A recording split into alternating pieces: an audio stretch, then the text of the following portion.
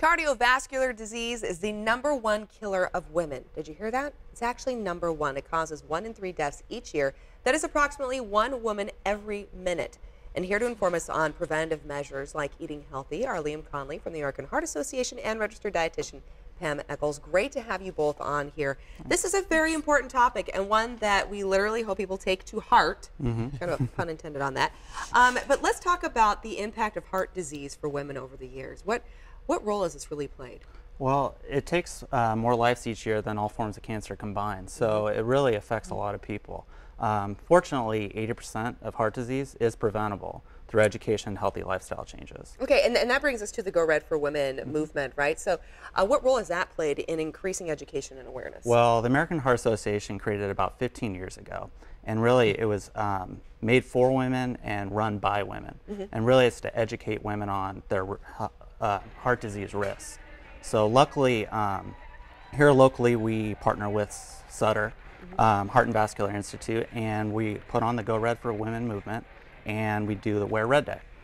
And Wear Red Day, we're going to talk about that too, because that's coming up, because we want all of you involved and really making this something that's important throughout your year. But I know that there are 5 numbers, though, that women really need to be aware of to ensure their heart health. What are those numbers? Fill us in. Well, first you want to start with your total cholesterol. Okay. And your goal really there is between 100 to 199 milligrams per deciliter. And then you want to look at your, what we call the good cholesterol, which is HDL.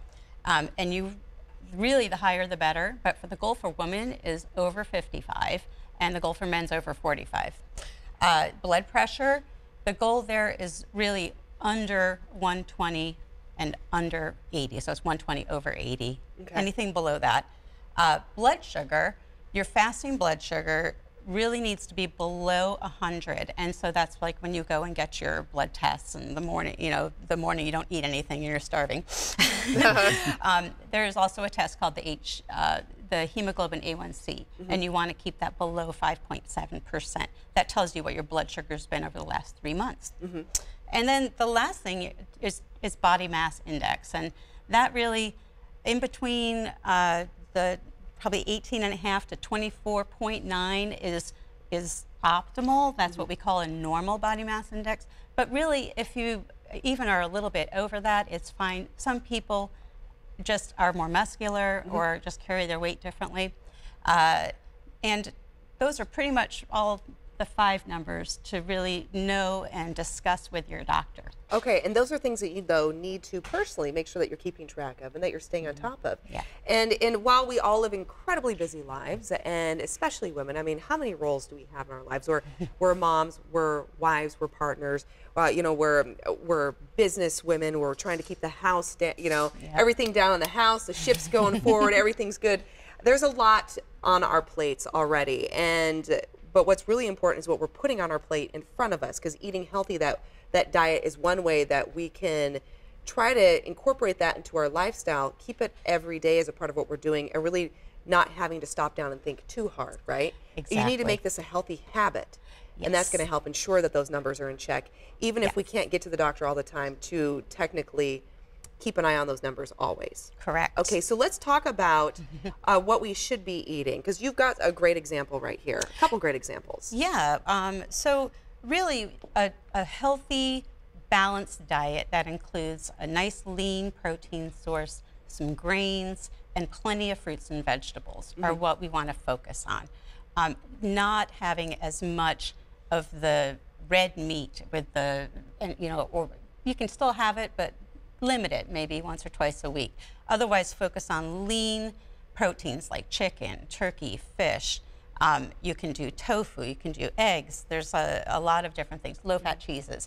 Here we have the turkey vegetable stew or soup, and it's actually loaded with vegetables, zucchini, carrots. It's got a chicken broth base that's low sodium, and then a ground turkey breast that's in there. It's white meat turkey, so it's really nice. And It smells so good right now. I'm seriously, I am so hungry at the moment. Thank you, Pam. There's You just made also, my stomach no problem. growl. Okay. And then there's cannellini beans in there, which are no salt. You always want to be sure when you get those types of things that When you're there's eating no the canned salt or foods low that it's a salt. low sodium or no salt. If you get low sodium, you can rinse it off. That would be helpful too. And then the good news here is there's only like a quarter teaspoon of salt in here, but everything else is it's flavored with herbs. And that's really a way that we can make our foods more tempting and delicious without adding salt. Yeah, so cutting down on the salt and the fat, really focusing on that big array of the herbs like you're talking about is a whole new way to kind of cook, and just a different way of thinking, because I think also in American culinary we go butter, we go salt. Sure. You know, they're all those are flavor enhancers. Yes, they are flavor But there are enhancers. other flavor enhancers that you can use. And the other thing here too is with the beans and the vegetables, you're looking at a lot of good sources of fiber, which is very important for keeping your cholesterol low. Okay, excellent. And then what's this over here? Because these guys are talking to me too. So this is the Tex-Mex black bean and chicken wrap. And again, we have a lean source of protein, that's chicken breast. We have black beans in there, which gives us fiber and protein. And then avocado, which is actually a healthy fat that is really good to have. You know, a lot of people do like avocado toast or whatever, but it's a great flavor. There's vegetables. We've got some carrots and tomato in there. And then to add a little bit of a flavor zing, we've got jalapeno fresh chopped up in there. So a little and kick. some chili flakes and a few other spices. So yeah, it's a great, easy, wrap it up. You can even just use whatever you've got that is extra that you want to, if you have some lettuce lying around or whatever, throw that in there too and just make it really a great little meal or a lunch. And I want to point out one more thing too for our viewers that I'm really loving about these recipes. Not only are they heart healthy, but they're really simple. These aren't going to be difficult for a majority of people to put together. And that also means that they're a lot more affordable as well, because you're not hunting for certain ingredients that may be hard to find. It doesn't take a lot of time as well, so these will help you save money. They're going to cut down on your prep, and they're also good for you. Yes, and probably the biggest thing with a busy mom or a working woman is that you're driving home and you're like, oh God, now they're asking what is for dinner tonight. Exactly. That's my evening almost every night. And it's like, really? But instead of zipping into the pizza joint or the fast food place to pick something up for the family, you can throw all of these ingredients in here in the morning and it's ready at night. Serve it with a little crusty whole grain bread, you're all fine.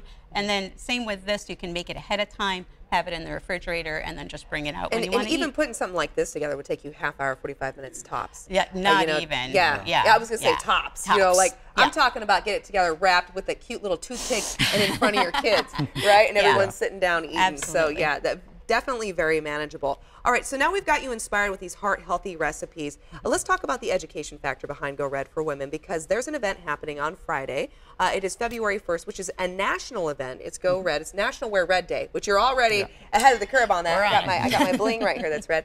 Let's talk about what's happening locally so our viewers can get involved. So it's our way of kicking off Heart Month. February is Heart Month, so we have first Friday of every February, we do Wear Red Day. And really we're asking people to wear red, support the fight against heart disease. And this year we're holding it on Friday at 11 a.m. at Arden Fair Mall. And we're going to be having CPR demos. There's going to be health screenings by Sutter. And also we'll be doing a fashion show by heart disease survivors locally. Oh, wonderful. Yeah. Okay, all right. So great education opportunity. Great way to get everybody excited and pumped about this very important initiative and campaign that starts February, but it's something that you should really adopt in your life all year long. And also Liz Kreutz from ABC 10 is going to be out there too hosting. So please come on out and join us. Thank you so much for all the inspiration for our meals for today. This interview involves commercial content. The products and services featured appear as paid advertising.